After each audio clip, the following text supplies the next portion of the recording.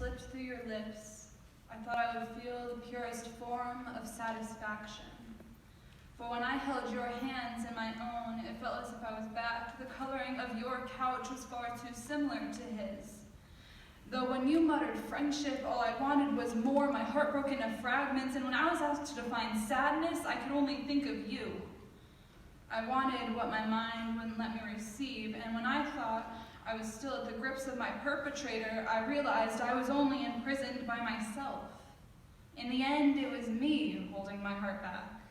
It was the triggers left untended for 9 years and the longing I didn't know I had. You opened my eyes in ways I couldn't even begin to fathom at the time of my own awakening. Unfortunately, the human brain is unable to control itself during an anxiety attack, and I was brought to the realization that you looked far too much like him. And so muttering in my ear could only mean that you wanted me like I was the finest grains of sugar, and now my sentences are almost as run on as my continuation to write the same poem over and over again until it is right.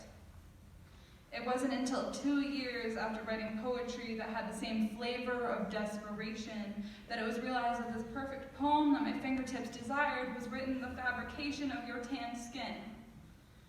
As it turns out, even years after no longer speaking to you, my fingers still want you. I wrote about 80 pieces of poetry that were still subconsciously about you. My mind craved the words you made, and my heart needed the way you breathed.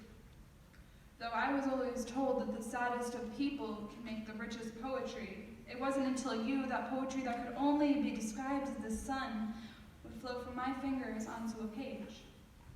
Make that 81.